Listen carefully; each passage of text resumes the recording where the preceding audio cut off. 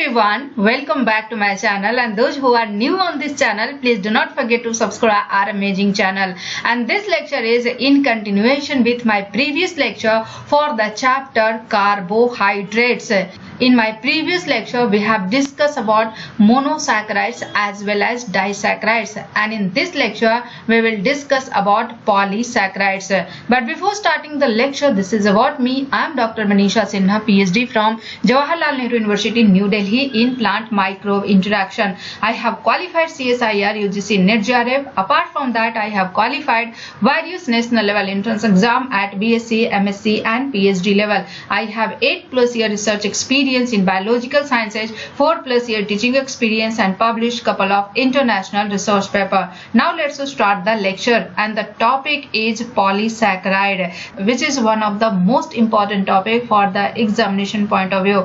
Polysaccharides की अगर बात करें तो पॉलीसैकेराइड्स को ग्लाइकन्स भी बोलते हैं। पॉलीसैकेराइड्स को क्या बोलते हैं? ग्लाइकन्स। अब सवाल यह है कि पॉलीसैकेराइड्स होता क्या है? Poly means many, saccharides means sugar. Poly means many, saccharides means sugar. So polysaccharides की अगर बात करें तो polysaccharides are basically polymers of monosaccharides, और नेचर में most of the carbohydrates जो प्रेजेंट होते हैं वो polysaccharides के फॉर्म में प्रेजेंट होते हैं। And polysaccharides are polymers of medium to high molecular weight. polysaccharides को अगर डायग्राम से समझें तो each sphere represents monosaccharide, और monosaccharides आपस में जुड़े होते हैं एक स्पेसिफिक कोवैलेंट बॉन्ड से। उस स्पेसिफिक कोवैलेंट बॉन्ड को क्या बोलते हैं? उस स्पेसिफिक कोवैलेंट बॉन्ड को बोलते हैं ग्लाइकोसिडिक बॉन्ड। क्या बोलते हैं? Glycosidic bond. मीन्स पॉलीसैकेराइड्स में each monosaccharides आपस में ज्वाइंट होते हैं by specific covalent bond, and this specific covalent bond is known as glycosidic bond. Polysaccharides की अगर बात करें तो नेचर में बहुत सारे पॉलीसैकेराइड्स होते हैं।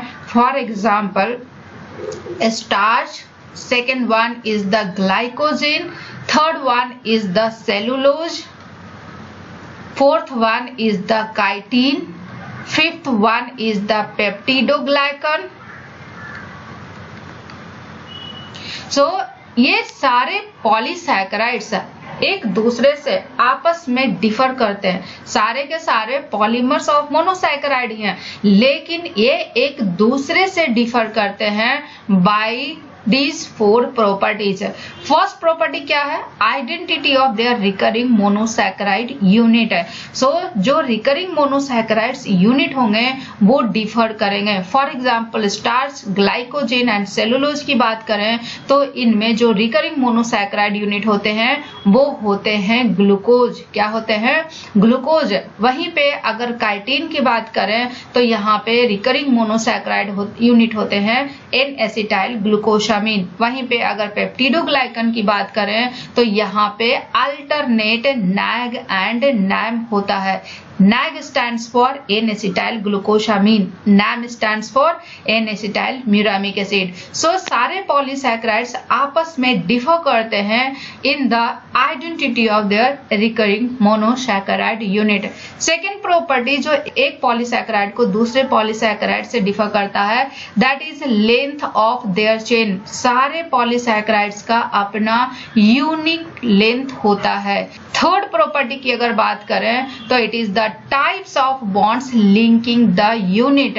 जो दो मोनोसैकेराइड यूनिट को ज्वाइन करता है वो बॉन्ड डिफर करता है one polysaccharide to another polysaccharide. For example अगर स्टार्च की बात करें तो स्टार्च में जो लीनियर चेन होते हैं मोनोसैकेराइड यूनिट के वो आपस में लिंक्ड होते हैं अल्फा 1,4 ग्लाइकोसिडिक बॉन्ड से। ये किस में होते हैं? स्टार्च में होते हैं एंड ग्लाइकोजेन में होते हैं। लेकिन वहीं पे अगर सेलुलोज की बात करें तो यहाँ पे रिकरिंग मोनोसैकेराइड्स यूनिट सेम होते हैं, मीन्स ये तीनों में रिकरिंग मोनोसैकेराइड्स यूनिट क्या होते हैं, ग्लूकोज। लेकिन सेलुलोज में ये ग्लूकोज यूनिट आपस में ज्वाइंट होते हैं by specific covalent bond and that covalent bond is beta 1,4 glycosidic bond. Starch and glycogen में क्या होता है, जो लीनियर पॉलीमर होते हैं वो अल्फा 1,4 ग्लाइकोसिडिक बॉन्ड से जुड़े होते हैं, लेकिन सेलुलोज में बीटा 1,4 ग्लाइकोसिडिक बॉन्ड से जुड़े होते हैं। फोर्थ प्रॉपर्टी जो एक पॉलीसैकेराइड को दूसरे पॉलीसैकेराइड से डिफर करता है, that is degree of branching. Branching किस में होता है, स्टार्च में होते हैं एंड ग्लाइकोजेन में होते हैं। सो स्टार्च एंड ग्लाइकोजेन में जो ब्रांचिंग का पैटर्न है वो डिफर करता है, और इसे हम डिटेल में डिस्कस करेंगे in the section starch and glycogen. So this is the basic concept of polysaccharides. Polysaccharides के अगर क्लासिफिकेशन की बात करें तो पॉलीसैकेराइड्स को दो मेजर ग्रुप में क्लासिफाई किया गया है। First one is the homopolysaccharide and second one is the heteropolysaccharide. Polysaccharide को दो ग्रुप में क्लासिफाई किया गया है, पहला होमोपॉलीसैकेराइड एंड दूसरा हेटेरोपॉलीसैकेराइड। अब सवाल यह है कि होमोपॉलीसैकेराइड एंड हेटेरोपॉलीसैकेराइड क्या होता है। होमोपॉलीसैकेराइड, होमो की अगर बात करें तो होमो का मतलब होता है सेम, वहीं पे अगर हेटेरो की बात करें तो हेटेरो मीन्स होता है क्या, हेटेरो मीन्स होता है डिफरेंट। सो वैसा पॉलीसैकेराइड जिसमें मोनोसैकेराइड यूनिट सेम होते हैं, you can see in this picture के all the monosaccharide unit are same type. So वैसा पॉलीसैकेराइड जिसमें सारे मोनोसैकेराइड यूनिट सेम टाइप के होते हैं, उस तरह के पॉलीसैकेराइड को क्या बोलते हैं, उस तरह के पॉलीसैकेराइड को बोलते हैं होमोपॉलीसैकेराइड। वहीं पे अगर वैसा पॉलीसैकेराइड यूनिट जिसमें recurring monosaccharide unit different type के होते हैं, फॉर एग्जांपल अगर इस पॉलीसैकेराइड में देखें तो यहाँ पे मोनोसैकेराइड यूनिट दो तरह के हैं, वहीं पे अगर इस पॉलीसैकेराइड की बात करें तो यहाँ पे जो मोनोसैकेराइड यूनिट है वो तीन तरह के हैं। सो वैसा पॉलीसैकेराइड यूनिट जिसमें मोनोसैकेराइड यूनिट दो तरह के या दो से ज्यादा डिफरेंट तरह के होते हैं उसको बोलते हैं हेटेरोपॉलीसैकेराइड। होमोपॉलीसैकेराइड को भी क्लासिफाई किया गया है। होमोपॉलीसैकेराइड को दो ग्रुप में क्लासिफाई किया गया है। First one is the storage homopolysaccharide and second one is the structural homopolysaccharide. Storage homopolysaccharide की अगर बात करें तो they serve as storage forms of monosaccharide that are used as fuel, and storage polysaccharide का best example है starch and glycogen. Starch is storage polysaccharide in plants, वहीं पे अगर ग्लाइकोजेन की बात करें तो it is storage homopolysaccharide in animals. Structural polysaccharide की अगर बात करें तो they serve as structural elements in plant cell wall as well as in animal exoskeletons. Structural homopolysaccharide provide extracellular support for organisms of all kingdom, और structural homopolysaccharide का best example है cellulose and chitin. वहीं पे अगर heteropolysaccharide की बात करें तो heteropolysaccharide provide rigid layer of the bacterial cell envelope. Bacteria का जो सेल इन्वेलप होता है वो तीन लेयर के बने होते हैं। जो आउटर मोस्ट लेयर होता है वो ग्लाइकोकैलिक्स होता है। ग्लाइकोकैलिक्स के जस्ट इनर वाली लेयर को बोलते हैं cell wall, and cell wall के जस्ट इनर वाले लेयर को बोलते हैं सेल मेम्ब्रेन। सो बैक्टीरिया का जो सेल इन्वेलप होता है वो तीन लेयर के बने होते हैं। outermost layer is a glycocalyx, then cell wall and then cell membrane. Cell wall के अगर कंपोजिशन की बात करें तो ये पेप्टिडोग्लाइकन के बने होते हैं, and peptidoglycan is a linear copolymer of N-acetyl glucosamine and N-acetyl muramic acid. Peptidoglycan क्या है? It is a linear copolymer of alternating N-acetyl glucosamine and N-acetyl muramic acid. N-acetyl glucosamine and N-acetyl muramic acid दो different type के monosaccharide हैं. That's why peptidoglycans are हेटेरोपॉलीसैकेराइड। इनके अलावा animal tissues में जो extra cellular space होते हैं they are occupied by several types of heteropolysaccharide. Extra cellular space means क्या हुआ, for example these are the cells, और ये वाला जो पोर्शन होता है इसको बोलते हैं एक्स्ट्रा सेलुलर स्पेस, और सेल के अंदर जो स्पेस होता है और सेल के अंदर जो मटेरियल होता है उनको इंट्रासेलुलर सब्सटेंसेस बोलते हैं, एंड सेल के बीच में जो प्रेजेंट होते हैं substances they are extra cellular matrix. So extra cellular space में क्या होंगे, एक्स्ट्रा सेलुलर मैट्रिक्स, और एक्स्ट्रा सेलुलर मैट्रिक्स में क्या होता है, हेटेरोपॉलीसैकेराइड, which forms a matrix that hold individual cells together and provide protection, shape, support to cells, tissues and organs। हेटेरोपॉलीसैकेराइड की example की बात करें तो इनका बेस्ट एग्जांपल है peptidoglycan as well as glycosaminoglycans. So this is all about classification of polysaccharides.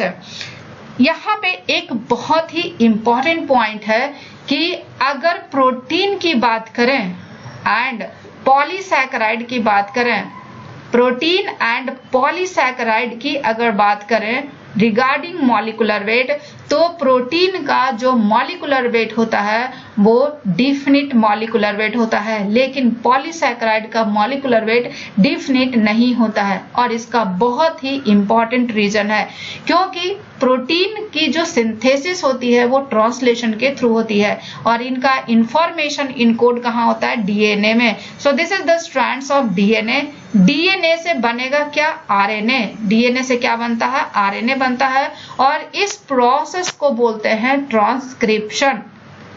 So DNA से RNA बनने के प्रोसेस को क्या बोलते हैं, डीएनए से आरएनए के बनने के प्रोसेस को बोलते हैं ट्रांसक्रिप्शन, और इसी आरएनए से क्या बनता है, प्रोटीन बनते हैं by the process of translation. So यहाँ पे अगर आप ध्यान से देखोगे कि प्रोटीन की जो सिंथेसिस होती है वो आरएनए टेम्पलेट के द्वारा होती है, और आरएनए का जो टेम्पलेट होता है वो डिफाइंड सीक्वेंस एंड लेंथ होता है। क्या होता है, डिफाइंड सीक्वेंस ऑफ लेंथ होता है, and this RNA is messenger RNA. So क्योंकि प्रोटीन की सिंथेसिस होती है डिफाइंड सीक्वेंस एंड लेंथ के टेम्पलेट से, इसीलिए जो प्रोटीन का मॉलिक्यूलर वेट होता है वो क्या होता है, डिफिनिट होता है। वहीं पे अगर पॉलीसैकेराइड की सिंथेसिस की बात करें तो यहाँ पे कोई टेम्पलेट की रिक्वायरमेंट नहीं होती है। पॉलीसैकेराइड की सिंथेसिस के लिए कोई टेम्पलेट की रिक्वायरमेंट नहीं होती है, और इसको आप बहुत ही आसानी से समझ सकते हो in the lecture glycogen synthesis as well as starch synthesis. Glycogen synthesis and starch synthesis पे आएंगे। इसके मैकेनिज्म ऑफ सिंथेसिस को आप बहुत ही बारीकी से समझ सकते हो। सो पॉलीसैकेराइड की सिंथेसिस के लिए कोई भी टेम्पलेट की रिक्वायरमेंट नहीं होती है। पॉलीसैकेराइड की सिंथेसिस जो होती है वो इंट्रिंसिक होती है टू द एंजाइम जो कि इनकी सिंथेसिस करता है। फॉर एग्जांपल अगर ग्लाइकोजेन की सिंथेसिस करता है तो इनका एंजाइम होता है ग्लाइकोजेन सिंथेज। सो उस ग्लाइकोजेन सिंथेज एंजाइम की इंट्रिंसिक प्रॉपर्टी होती है for the synthesis of glycogen.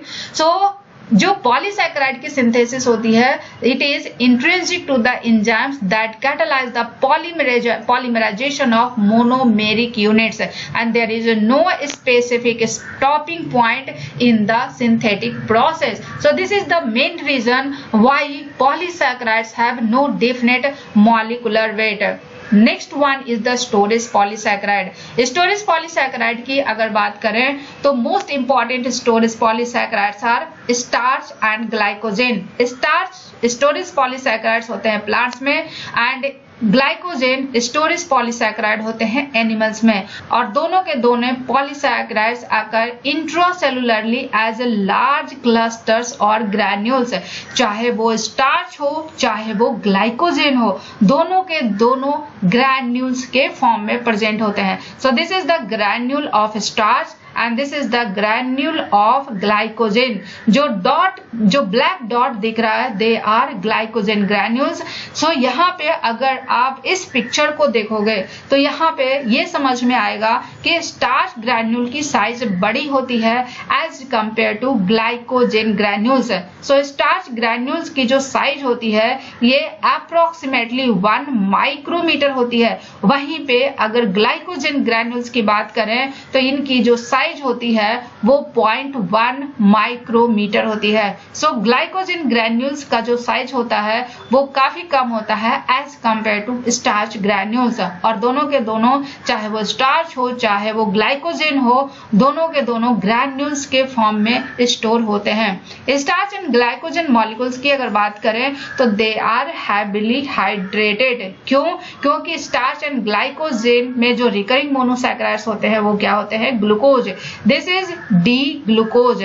और ग्लूकोज के अगर स्ट्रक्चर आप देखो तो अगर ये बॉन्ड इन्वॉल्व है ग्लाइकोसिडिक बॉन्ड के फॉर्मेशन में, तो इनके अलावा काफी सारे फ्री OH ग्रुप भी प्रेजेंट है और ये OH ग्रुप वाटर के साथ हाइड्रोजन बॉन्ड बनाता है और हाइड्रोजन बॉन्ड बनाने की वजह से ये जो स्टार्च एंड ग्लाइकोजेन होते हैं वो हैवीली हाइड्रेटेड होते हैं। रीजन क्या है? Because they have many exposed hydroxyl groups available to hydrogen bond with water. Most plant cells जो होते हैं, क्योंकि उसमें फोटोसिंथेसिस होता है और फोटोसिंथेसिस के द्वारा ही स्टार्च की सिंथेसिस होती है। सो फोटोसिंथेसिस में दो फेजेस होते हैं, dark reaction as well as light reaction. So dark reaction is the basically carbon assimilation process और कार्बन एसिमिलेशन प्रोसेस के थ्रू ही स्टार्च एंड सुक्रोज की सिंथेसिस होती है। सो सुक्रोज हो चाहे स्टार्च हो, इन दोनों की सिंथेसिस सिर्फ और सिर्फ प्लांट के द्वारा ही होता है।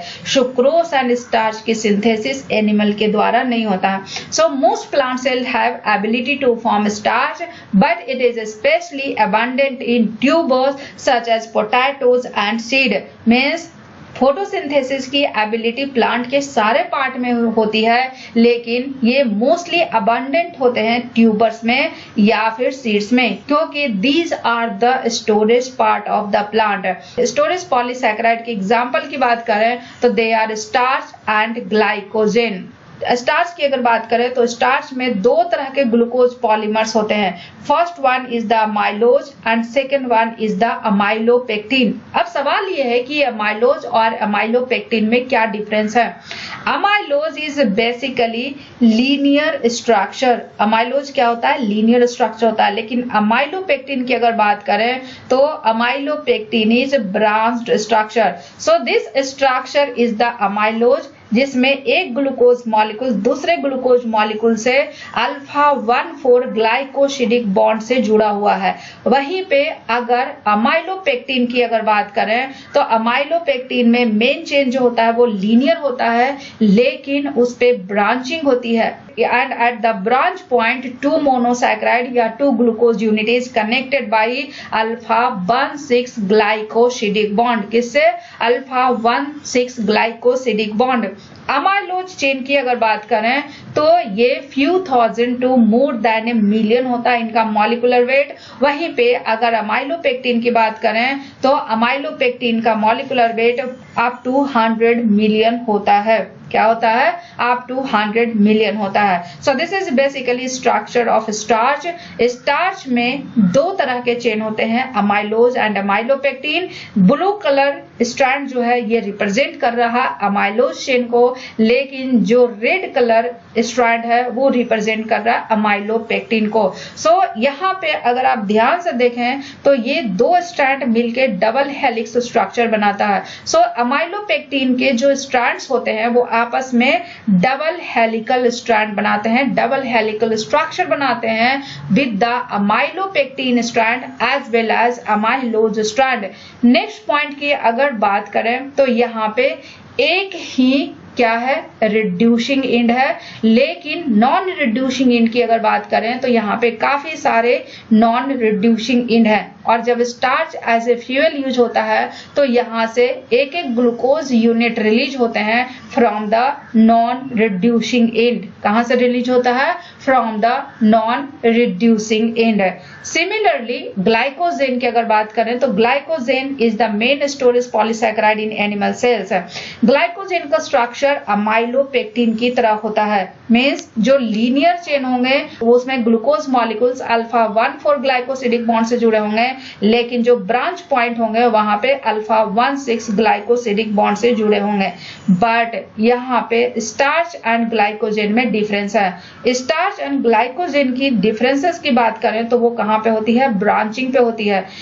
ग्लाइकोजेन में जो ब्रांचिंग होती है वो एवरी 8 to 12 रेजिड्यू पे होती है। कितने पे होती है? 8 to 12 रेजिड्यू पे होती है। लेकिन अगर वहीं पे स्टार्च की बात करें तो इस केस में जो ब्रांचिंग होती है वो 24 to 30 ग्लूकोज रेजिड्यू पे होती है। इट मींस कि ग्लाइकोजेन में ब्रांचिंग बहुत ही नियर बाई रेजिड्यू पे होती है। मींस ग्लाइकोजेन में ब्रांचिंग मोर एक्सटेंसिव होता है as compare to starch.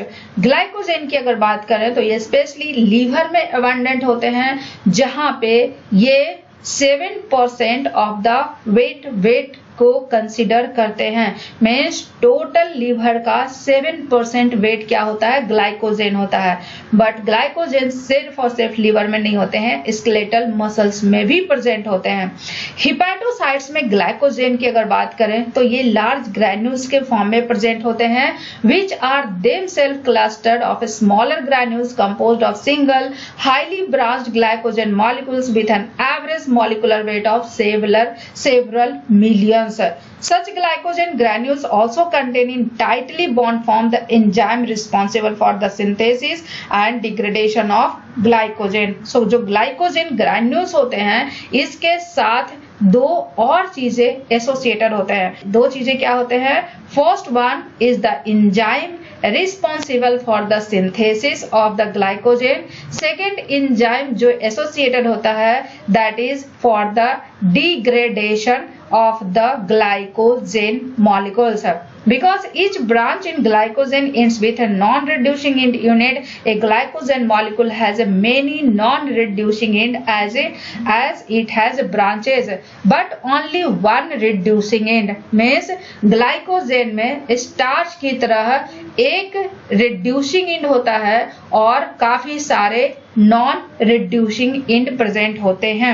When glycogen is used as energy, glucose units are removed one at a time from the non-reducing end. चाहे वो glycogen हो चाहे वो starch हो, ग्लूकोज यूनिट का जो रिमूवल होता है वो ऑलवेज होता है non-reducing end से। And degradative enzymes that act only at the non-reducing ends can work simultaneously on many branches, speeding the conversion of polymers to monosaccharides. क्योंकि non-reducing end काफी सारे होते हैं और at a time degradative enzyme जो होता है more than one reducing end पे काम करते हैं और काफी सारे monosaccharide यूनिट रिलीज करते हैं। अब सवाल यहाँ पे यह है कि ग्लाइकोजेन हो या स्टार्च हो, ऑल आर पॉलीमर्स, और जब ये फ्यूल की तरह काम करते हैं तो नॉन रिड्यूसिंग एंड से, this is the non reducing and and this is the reducing and, so non reducing and से एक एक मोनोसैकेराइड रिलीज होता है, एक एक ग्लूकोज यूनिट रिलीज होता है। तो पॉइंट यहाँ पे ये है कि जब स्टोरेज फॉर्म ऑफ पॉलीसैकेराइड जब फ्यूल की तरह काम करता है तो उससे मोनोसैकेराइड यूनिट रिलीज ही होना पड़ता है। तो मोनोसैकेराइड के फॉर्म में क्यों नहीं स्टोर होता है, वो पॉलीसैकेराइड के फॉर्म में क्यों स्टोर होता है? So this is hepatocytes. अगर हिपैटोसाइट्स है, हिपैटोसाइट्स क्या होते हैं? Hepatocyte is basically liver cell, और लीवर सेल में क्या स्टोर होता है? ग्लाइकोजेन स्टोर होता है। क्या स्टोर होता है? ग्लाइकोजेन स्टोर होता है। और लीवर सेल में जब ग्लाइकोजेन फ्यूल की तरह काम करता है तो एक एक ग्लूकोज यूनिट रिलीज होता है, तब जाके वो ग्लाइकोलिसिस में इंटर करता है। कहाँ इंटर करता है? ग्लाइकोलिसिस में इंटर करता है और वो एटीपी का फॉर्मेशन करता है।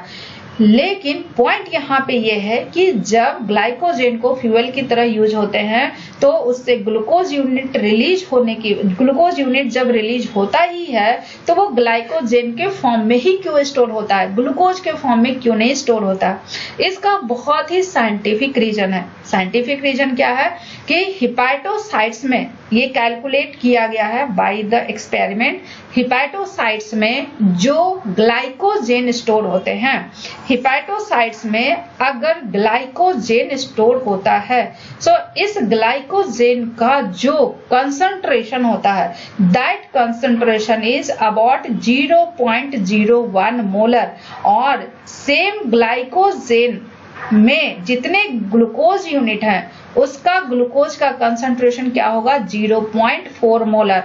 तो अगर हिपैटोसाइट्स में ये ग्लूकोज के फॉर्म में स्टोर होगा तो यहाँ पे कंसंट्रेशन क्या होगा, 0.4 मोलर, और 0.4 मोलर काफी ज्यादा कंसंट्रेशन है। ब्लड में कितना होता है ग्लूकोज का कंसंट्रेशन, ब्लड में कंसंट्रेशन होता है 5 मिली मोलर। सो 5 मिली मोलर के कंसंट्रेशन में ये काफी ज्यादा ऑस्मोलरिटी है। सो एक इसका दो रीजन है कि ग्लाइकोजेन के फॉर्म में स्टोर होना है, मीन्स अगर ग्लूकोज स्टोर होगा सेम अमाउंट जितना वो ग्लाइकोजेन में है, तो उसकी जो ऑस्मोलरिटी होगी वो उसका जो कंसंट्रेशन होगा काफी ज्यादा होगा, और कंसंट्रेशन ज्यादा होगा तो इससे क्या होगा, वाटर की एंट्री होगी, मीन्स इसका वाटर पोटेंशियल क्या होगा, वाटर पोटेंशियल बहुत ज्यादा रिड्यूस हो जाएगा। और वाटर का मूवमेंट हमेशा हाई वाटर पोटेंशियल से लो वाटर पोटेंशियल की तरफ होता है।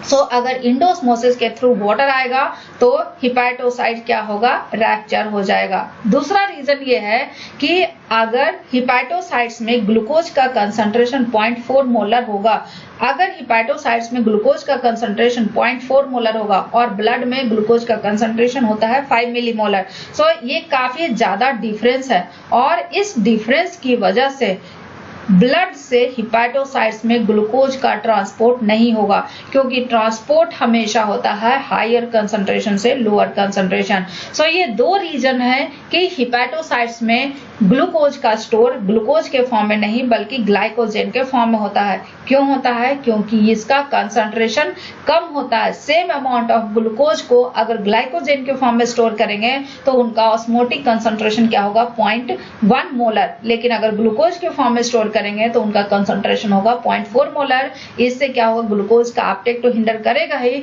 उसके अलावा इनकी ऑस्मोलरिटी बढ़ जाएगी और इंडोस्मोसिस के थ्रू वाटर इंटर करेगा और hepatocytes रैप्चर कर जाएगा। So this is the main reason why not glucose stored in the monomeric form. Glucose store होता है पॉलीमेरिक फॉर्म में।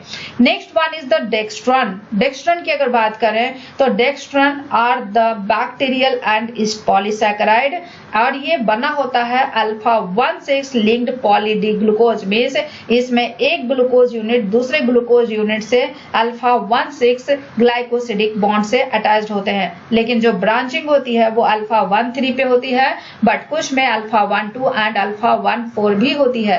डेंटल प्लाक की बात करें तो it is found by bacteria growing on the surface of teeth, जो कि rich होते हैं डेक्स्ट्रॉन में। Synthetic dextran are used in several commercial products, for example Sephadex that serve in the fractionation of proteins by size exclusion chromatography. Dextran in these products are chemically cross-linked to form insoluble materials of various porosities admitting macromolecules of various size. Next one is the structural homopolysaccharide. Structural homopolysaccharide का दो best example हमें पढ़ना है। First one is the cellulose and second one is the chitin. So पहले आते हैं cellulose पे। Cellulose की अगर बात करें तो ये फाइब्रस होता है, टफ होता है, वाटर इनसॉल्युबल सब्सटेंस होता है and it is present in the cell wall of plants, particularly stalk, stem, trunks and all the woody portion of the plant body. Cellulose की अगर बात करें, it constitutes much of the mass of wood. Cotton is almost pure cellulose. Cellulose की अगर बात करें तो it is a linear polymer, unbranched polymer. So like amylose, main chain of amylopectin and glycogen, cellulose molecule is a linear unbranched homopolysaccharide and it consists of 10,000 to 15,000 D glucose unit. D क्या represent कर रहा है? D represent कर रहा है stereo isomers, क्योंकि nature में जितने भी मोनोसैकेराइड्स होते हैं वो D फॉर्म में होते हैं exclusively, except some that is L-arabinose. But there are very important difference. क्योंकि स्टार्च का अमाइलोज भी लीनियर है, ग्लाइकोजेन भी लीनियर चेन में होते हैं एंड अमाइलोपेक्टिन का मेन चेन भी लीनियर होता है। सेलुलोज का भी मेन चेन ग्लूकोज का लीनियर पॉलीमर है, लेकिन डिफरेंस ये है कि अमाइलोज का जो चेन होता है एंड अमाइलोपेक्टिन एंड ग्लाइकोजेन का जो मेन चेन होता है उसमें अल्फा 1,4 ग्लाइकोसिडिक बॉन्ड से जुड़े होते हैं ग्लूकोज यूनिट, लेकिन यहाँ पे बीटा 1,4 ग्लाइकोसिडिक बॉन्ड से जुड़े होते हैं। This is beta 1,4 glycosidic bond between two glucose units in cellulose.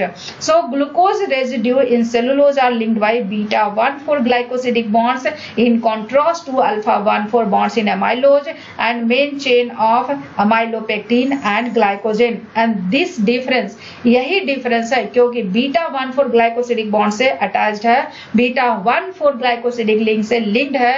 यही difference की वजह से cellulose and amylose की जो structural and physical properties है वो differ करती है। Glycogen starch ingested in the diet are hydrolyzed by alpha amylases, enzymes in saliva and intestinal secretion that break alpha 1,4 glycosidic bonds between glucose units.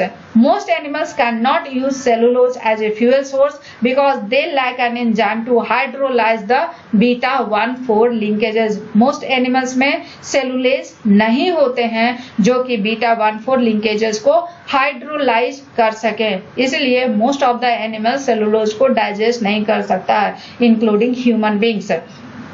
Termites की अगर बात करें तो termites Ridley digest करता है सेलुलोज को। क्यों करता है? क्या ये सेलुलेज एंजाइम सिक्रीट करता है? नहीं, टर्माइट्स डाइजेस्ट करता है सेलुलोज को इसलिए क्योंकि इनके इंटेस्टाइनल ट्रैक्ट में सिम्बायोटिक माइक्रो ऑर्गेनिज्म होता है and that symbiotic micro organism is Trichonympha. So termite digest करता है सेलुलोज को because of symbiotic micro organism that is Trichonympha, जो कि सिक्रीट करता है सेलुलेज एंजाइम और cellulase enzyme beta 1,4 glycosidic linkage को हाइड्रोलाइज करता है। Wood rot fungi and bacteria also produce cellulase. Wood rot fungi and bacteria also produce cellulase, and this is the structure of wood fungi जो कि cellulase secrete करता है और wood को digest करता है। Next structural homopolysaccharide is chitin.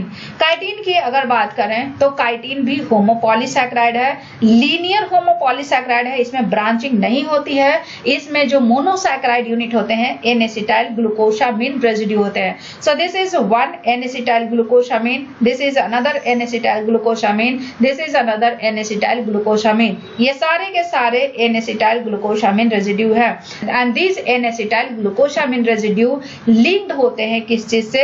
Linked होते हैं बीटा 1,4 ग्लाइकोसिडिक बॉन्ड से। किससे? बीटा 1,4 ग्लाइकोसिडिक बॉन्ड से।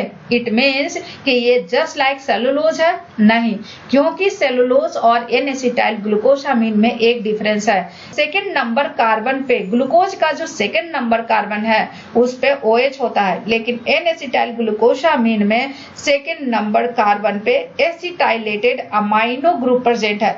This is the only difference between glucose and N-acetyl glucosamine. N-acetyl glucosamine में सेकेंड नंबर कार्बन पे OH की जगह एसिटाइलेटेड अमाइनो ग्रुप प्रेजेंट होते हैं, इसीलिए chitin forms extended fibrous similar to those of cellulose and like cellulose can not be digested by vertebrate. क्यों? क्योंकि इसमें बीटा 1,4 ग्लाइकोसिडिक बॉन्ड है और वर्टिब्रेट्स में बीटा 1,4 ग्लाइकोसिडिक बॉन्ड को हाइड्रोलाइज करने के लिए कोई भी एंजाइम सिक्रीट नहीं होता है। काइटिन की अगर बात करें तो it is the principal component of hard exoskeletons of nearly million species of arthropods. So arthropod की कैरेक्टरिस्टिक फीचर है कि इसमें काइटिन प्रेजेंट होते हैं उनके एक्सोस्केलेटन में, for example insects, lobsters, crabs, and is probably the second most abundant polysaccharide. Most abundant polysaccharide क्या है? Most abundant polysaccharide is cellulose and second most abundant polysaccharide is chitin. Polypeptide की folding की तरफ homopolysaccharide की भी folding होती है and homopolysaccharide की फोल्डिंग भी अफेक्टेड होती है दो चीजों से. First one is the steric factor and second one is the hydrogen bonding. So this is the structure of cellulose. Cellulose में दो ग्लूकोज यूनिट लिंक्ड है एक दूसरे से by beta 1,4 glycosidic linkage. This is the structure of amylose जिसमें दो glucose unit एक दूसरे से लिंक्ड है बाई अल्फा 1,4 ग्लाइकोसिडिक लिंकेज. वहीं पे अगर डेक्स्ट्रन की बात करें तो डेक्स्ट्रन में भी दो ग्लूकोज यूनिट अल्फा 1,6 से लिंक्ड है with 1 alpha 1,3 branches. So these are the structure of different bonds in cellulose, amylose and dextran. So homopolysaccharide की जो फोल्डिंग है वो भी 3 डायमेंशनल होती है और सेम प्रिंसिपल अप्लाई होता है जो कि पॉलीपेप्टाइड की फोल्डिंग में अप्लाई होता है. और वो सेम प्रिंसिपल क्या है?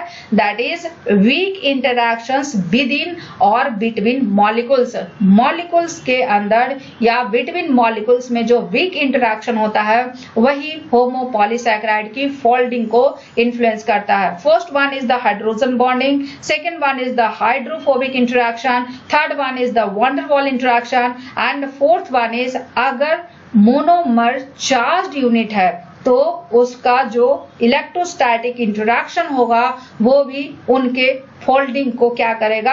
अफेक्ट करेगा. Because polysaccharides have so many hydroxyl group, so hydrogen bonding has an specially important influence on their structure. Glycogen, starch and cellulose की बात करें तो दे आर कंपोज्ड ऑफ पिरानोसाइड सब यूनिट्स. पिरानोसाइड सब यूनिट्स क्या होते हैं? 6 मेंबर्ड रिंग होते हैं. 6 मेंबर्ड रिंग होते हैं as the oligosaccharide of glycoproteins and glycolipids. Such molecules can be represented as a series of rigid pyranose ring connected by an oxygen atom bridging 2 carbon atoms जो कि glycosidic bond है. So these are the 2 carbon atoms जो कि oxygen से bridge है 2 different monosaccharide का. So there is in principle free rotation about both carbon oxygen bond linking the residue, but as in polypeptide rotation about each bond is limited by steric hindrance by substituents. So इनका जो rotation है वो steric hindrance substituents के steric hindrance से क्या होता है? Limited होता है. यहाँ पे भी डाईहेड्रल एंगल है that is phi and psi जो कि पेप्टाइड में डाईहेड्रल एंगल होता है. So free rotation about these bonds is dihedral angle phi and psi. But in dextran की बात करें तो यहाँ पे dihedral angle phi and psi तो होता ही है, इनके अलावा ओमेगा भी होता है जो कि रिप्रेजेंट करता है stability of their structure. And this is the energy map diagram of oligosaccharides as well as polysaccharides. यहाँ पे एनर्जी को प्लॉट करते हैं against phi and psi value और यहाँ पे 2 वैल्यू रिप्रेजेंट किया गया है. एक तो ब्लू डॉट से रिप्रेजेंट किया गया और दूसरा रेड डॉट से रिप्रेजेंट किया गया है. रेड डॉट का कंफर्मेशन क्या है? Phi and psi is -170 -170 degree. Blue dot का जो कंफर्मेशन है phi and psi 30 degree and -40 degree respectively. So blue dot represents favorable oligosacharide polysaccharide folding, लेकिन जो रेड डॉट है this represents unfavorable polysaccharide folding. So this is basically energy map diagram for folding of polysaccharides. Most stable 3-dimensional structure की बात करें तो starch and glycogen का जो most stable 3-dimensional होता है they are tightly coiled helix. This is tightly coiled helix जो कि स्टेबिलाइज्ड होता है इंटरचेन हाइड्रोजन बॉन्ड से. मीन्स वैसा हाइड्रोजन बॉन्ड जो चेन के बिटवीन हो. इन अमाइलोज स्ट्रक्चर जो होते हैं रेगुलर होता है and that regular structure is enough to allow crystallization and thus determination of structure by X-ray diffraction. And each residue in the amylose में each residue जो होते हैं वो 60 डिग्री एंगल बनाते हैं with the preceding residue. Suppose that कि ये first residue है, ये सेकेंड रेजिड्यू है, ये थर्ड रेजिड्यू है, ये फोर्थ रेजिड्यू है एमाइलोज का। सो अमाइलोज का अगर इस रेजिड्यू की बात करें तो ये रेजिड्यू इस रेजिड्यू से क्या बनाता है, 60 डिग्री एंगल बनाता है। मीन्स ईच रेजिड्यू अपने प्रीसीडिंग रेजिड्यू से कितना एंगल बनाएगा, 60 डिग्री एंगल बनाता है। And show the helical structure has 6 residue पर टर्न। मीन्स एक टर्न में कितना रेजिड्यू होंगे, एक टर्न में 6 रेजिड्यू प्रेजेंट होंगे। एमाइलोज की अगर बात करें तो core of the helix is of precisely right dimensions to accommodate iodine in the form of I- and I5-। और ये कैसा कलर देता है, ये कलर देता है ब्लू कलर। सो स्टार्च का आयोडीन टेस्ट अगर करते हैं तो वो ब्लू कलर देता है। क्यों? क्योंकि ये जो हेलिक्स है इसमें I3- या I5- एकोमोडेट होता है। लेकिन अगर वहीं पे ग्लाइकोजेन की अगर बात करें तो ग्लाइकोजेन में भी ये हेलिक्स बनते हैं और ग्लाइकोजेन में के हेलिक्स में भी आयोडीन एकोमोडेट होता है। और ग्लाइकोजेन के केस में ब्लू कलर नहीं बल्कि रेड कलर प्रोवाइड करते हैं। सेलुलोज की अगर बात करें तो most stable conformation is that which each pair is turned 180 degree relative to its neighbor, yielding straight and extended chain.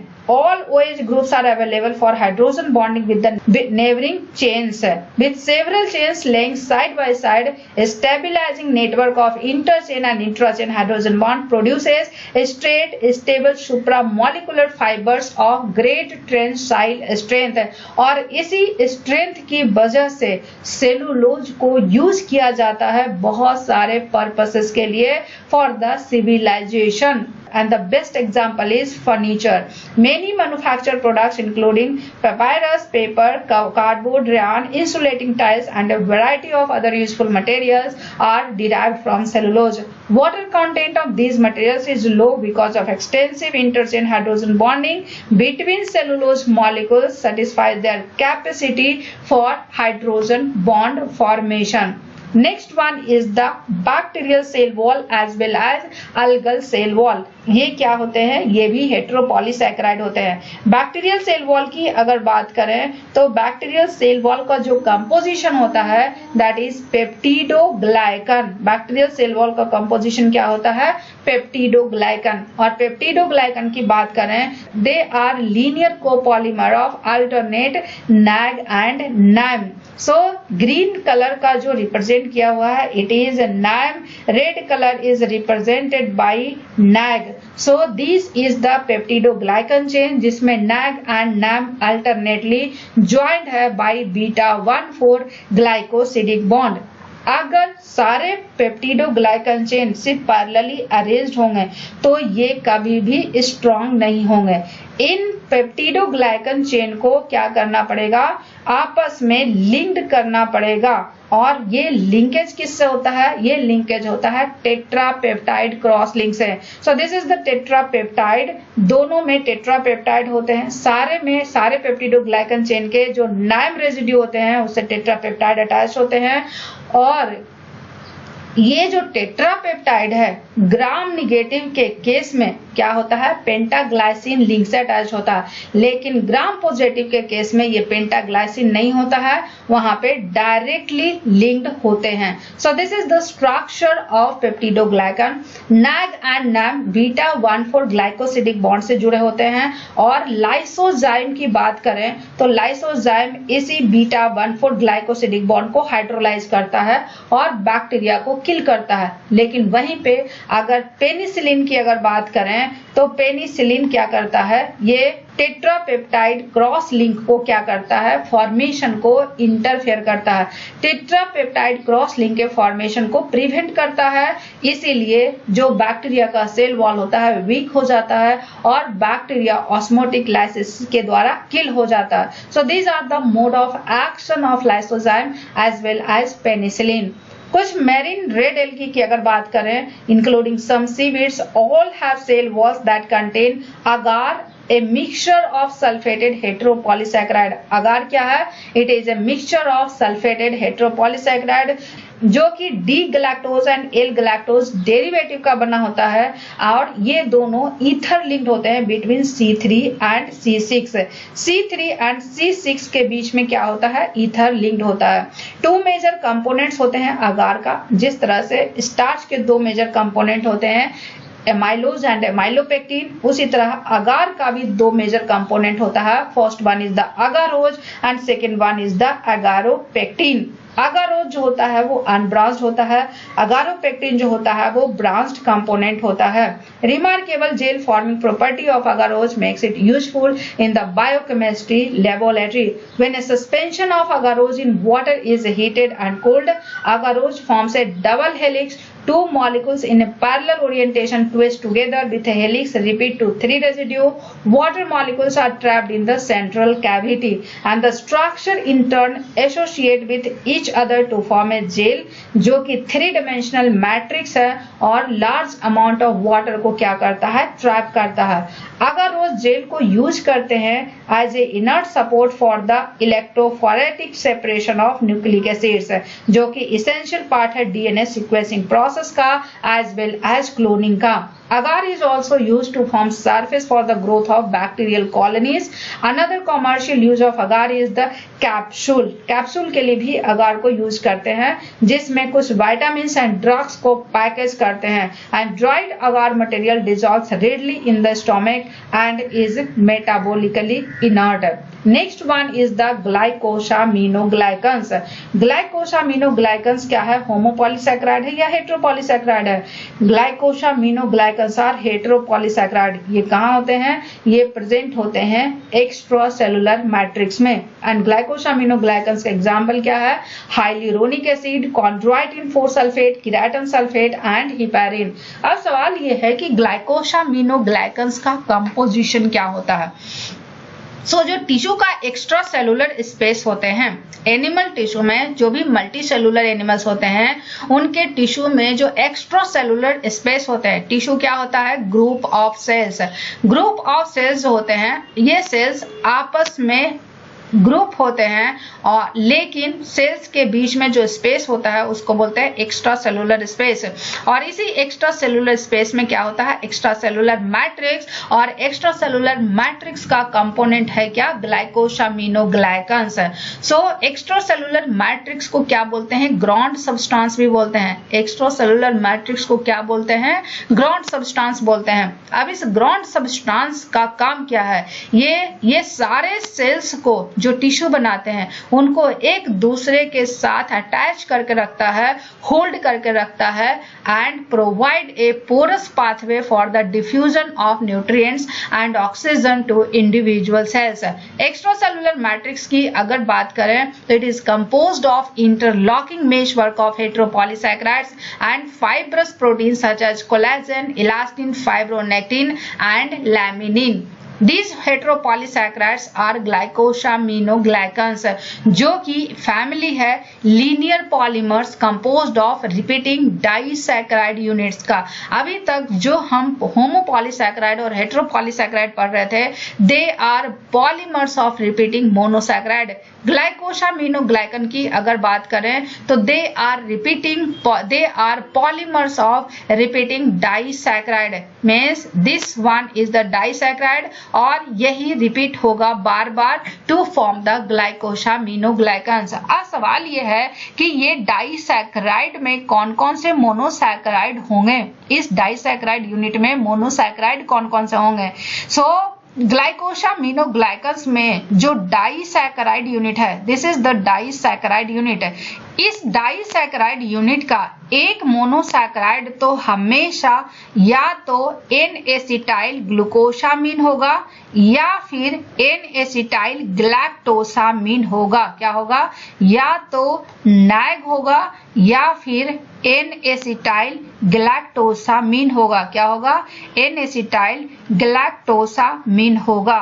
दो में से एक मोनोसैकेराइड या तो एन एसिटाइल ग्लूकोसामिन होगा या फिर एन एसिटाइल गैलेक्टोसामिन होगा, लेकिन जो दूसरा मोनोसैकेराइड होगा ये मोस्ट ऑफ द केसेस में यूरोनिक एसिड होता है। क्या होता है? Uronic acid. यूरोनिक एसिड दो तरह का हो सकता है, या तो डी ग्लूक यूरोनिक एसिड होगा या फिर एल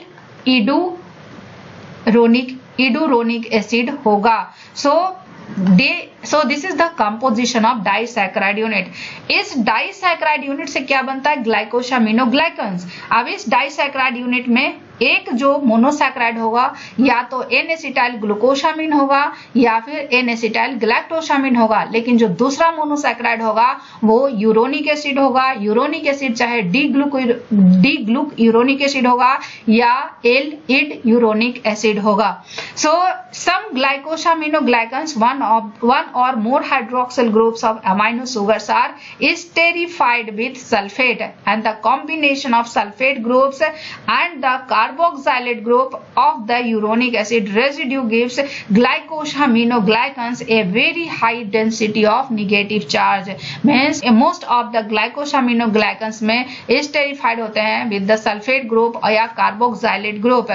So sulfate group और carboxylate group की वजह से high density of negative charge develop करती है। So to minimize the repulsive force among the neighboring charge groups, these molecules assume an extended conformation in solution. The specific pattern of sulfated and non-sulfated sugar residue in glycosaminoglycans provide the specific recognition by a variety of protein ligands that bind electrostatically to these molecules. Glycosaminoglycans are attached to extracellular proteins to form proteoglycans. जब oligosaccharide protein से attach होता है तो उसको बोलते हैं glycoprotein. जब oligosaccharide lipid से अटैच होता है तो उसको बोलते हैं ग्लाइकोलिपिड। लेकिन जब ग्लाइकोसामिनोग्लाइकन से प्रोटीन अटैच होता है तो उसको बोलते हैं proteoglycans. And these are the example of glycosaminoglycans: hyaluronic acid, chondroitin sulphate, keratin sulphate and heparin. Hyaluronic acid की अगर बात करें तो फिजियोलॉजिकल पीएच पे कोई भी बायोमॉलिक्यूल जो होते हैं वो चार्ज होते हैं। सिमिलरली हाइलुरोनिक एसिड भी चार्ज होता है बायोलॉजिकल पीएच पे, फिजियोलॉजिकल पीएच पे, इसलिए इसको हाइल्यूरोनेट भी बोलते हैं। हाइल्यूरोनिक एसिड में डाइसैकेराइड यूनिट का कंपोजिशन क्या होता है? एक तो होता है डी ग्लूक यूरोनिक एसिड और दूसरा होता है एन एसिटाइल ग्लूकोसामिन। सो एक तो हमेशा एन एसिटाइल ग्लूकोसामिन होगा और दूसरा होगा डी ग्लूक यूरोनिक एसिड। और हाइल्यूरोनिक एसिड में इस डाइसैकेराइड यूनिट का टोटल 50,000 रिपीट्स होते हैं। कितने होते हैं? 50,000 रिपीट्स होते हैं। Hyaluronates have molecular weight greater than 1 million, clear highly viscous solution that gives the lubricant that serve as lubricants in the synovial fluids of the joint and give the vitreous humor of the vertebrate eye its jelly consistency. हाइलोस का मतलब होता है glass and hyaluronates can have a glassy or translucent appearance. Hyaluronate is also an essential component of extracellular matrix of cartilage and tendons, to which it contributes tensile strength and elasticity as a result of a strong interaction with other components of the matrix. Hyaluronidase एक enzyme है जो secrete होता है कुछ pathogenic bacteria के द्वारा और ये हाइड्रोलाइज करता है ग्लाइकोसिडिक लिंकेजेस ऑफ हाइल्यूरोनेट, जिसकी वजह से टिश्यूज होते हैं बैक्टीरियल इन्वेजन के लिए क्या होते हैं? ससेप्टेबल होते हैं। बहुत सारे ऑर्गेनिजम्स में सिमिलर एंजाइम होते हैं स्पर्म में, दैट इज हाइल्यूरोनिडेज, और वो क्या करता है? हाइड्रोलाइज करता है ऑटर ग्लाइकोसामिनोग्लाइकन कोड को around the ovum, allowing sperm penetration. Other glycosaminoglycans की अगर बात करें तो वो हाइल्यूरोनेट से डिफर करता है दो रिस्पेक्ट में। पहला, उनका जो पॉलीमर्स होता है वो शॉर्ट पॉलीमर्स होते हैं और वो बेसिकली स्पेसिफिक प्रोटीन्स के साथ कोवैलेंटली लिंक्ड होते हैं, मींस वो प्रोटियोग्लाइकन्स के फॉर्म में प्रेजेंट होते हैं। जब ग्लाइकोसामिनोग्लाइकन्स प्रोटीन से अटैच होता है तो उसको बोलते हैं प्रोटियोग्लाइकन्स। सो हाइल्यूरोनेट को छोड़कर बाकी सारे ग्लाइकोसामिनोग्लाइकन्स जो होते हैं वो प्रोटियोग्लाइकन्स के फॉर्म में प्रेजेंट होते हैं। Next one is the chondroitin sulphate. Chondros का मतलब क्या होता है? कार्टिलेज। कॉन्ड्राइटिन सल्फेट कहाँ कहाँ प्रेजेंट होते हैं? कार्टिलेज में प्रेजेंट होते हैं, टेंडन्स में होते हैं, लिगामेंट्स में होते हैं and the wall of iota, और इनको क्या देते हैं? टेंसाइल स्ट्रेंथ प्रोवाइड करते हैं। इनके डाइसैकेराइड यूनिट क्या है? एक तो है सल्फेटेड एन एसिटाइल गैलेक्टोसामिन, और सल्फेटेशन कहाँ पे है? सल्फेटेशन है 4th पोजीशन पे, और दूसरा है क्या? दूसरा है gluconic acid, and second one is the gluconic acid. Second one is the dermatan sulphate. Dermatan sulphate भी कॉन्ड्राइटिन सल्फेट की तरह ही है, लेकिन डर्मेटन सल्फेट में ये जो ग्लूकोनिक एसिड है वो रिप्लेस होता है iduronic acid. Gluconic acid and iduronic acid क्या है? इपीमर है। यहाँ पे सिर्फ एक कार्बन पे कन्फर्मेशन चेंज होता है, दैट इज दिस कार्बन। इस कार्बन पे जो कार्बोक्सिलिक ग्रुप है वो ऊपर की तरफ है, लेकिन इड यूरोनिक एसिड में जो कार्बोक्सिलिक ग्रुप है वो नीचे की तरफ है। Next one is the keratan sulphate. Keras का मतलब होता है हॉर्न। कीराटन सल्फेट में यूरोनिक एसिड प्रेजेंट नहीं होते हैं। इनका सल्फेट कंटेंट जो होता है वेरिएबल होता है। इनका ग्लाइकोसिडिक जो इनका डाइसैकेराइड यूनिट है उनका कंपोजिशन क्या है?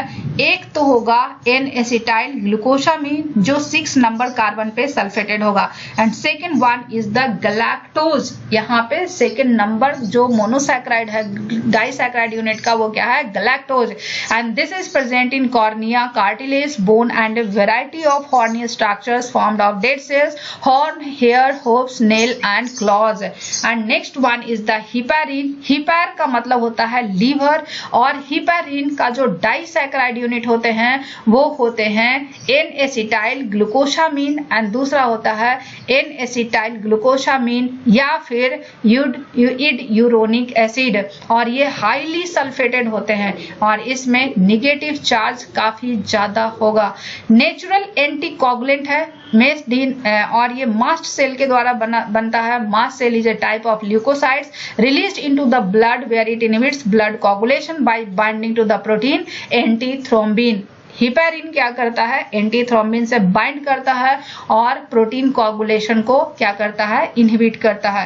हिपेरिन की बाइंडिंग से क्या होता है? Antithrombin bind to inhibit thrombin, a protease essential to blood clotting, and this interaction is strongly electrostatic. Heparin has highest negative charge density of known biological macromolecules. जो known biological macromolecules हैं उसमें highest negative charge density किसमें है?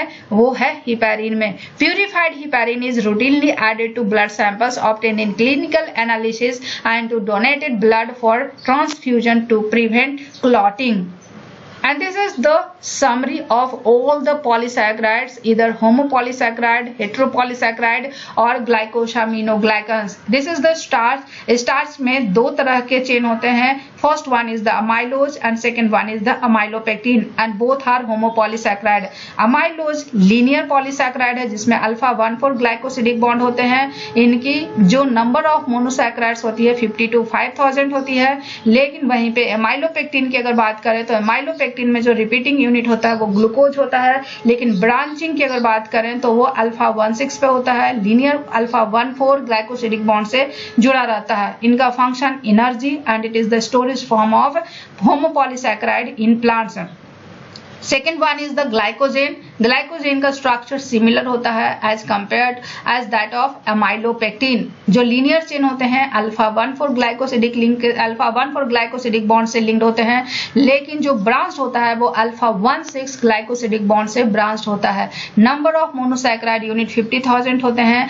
Energy storage bacteria and animal cells में। Cellulose की अगर बात करें it is homopolysaccharide, beta 1,4 glycosidic bond से अटैच होता है। अप टू 15,000 मोनोसैकेराइड्स यूनिट होते हैं। It is a structural homopolysaccharide in plants. It gives rigidity and strength to the cell wall. Next one is the chitin. homopolysaccharides होता है, इनका glucose unit linked होता है बीटा 1,4 ग्लाइकोसिडिक बॉन्ड से। इनका number of monosaccharide units बहुत ही large होता है। Structural it is present in insects, spider, crustaceans, gives rigidity and strength to exoskeleton. Dextran is a homopolysaccharide. It is alpha 1,6 glycosidic bond, wide range होता है structural होता है, bacteria के extracellular adhesive part में present होते हैं। Peptidoglycan की अगर बात करें तो इट इज हेटेरोपॉलीसैकेराइड पेप्टिडेजेस अटैच होता है, इसमें बीटा 1,4 ग्लाइकोसिडिक बॉन्ड से लिंक्ड होते हैं। स्ट्रक्चरल पार्ट है क्योंकि ये बैक्टीरिया का सेल वॉल में इसी से बना होता है। Next one is the agarose, it is heteropolysaccharide, ये स्ट्रक्चरल फंक्शनल है। स्ट्रक्चरल इसका फंक्शन की अगर बात करें तो स्ट्रक्चरल होता है, ये एल्गी के सेल वॉल में प्रेजेंट होता है।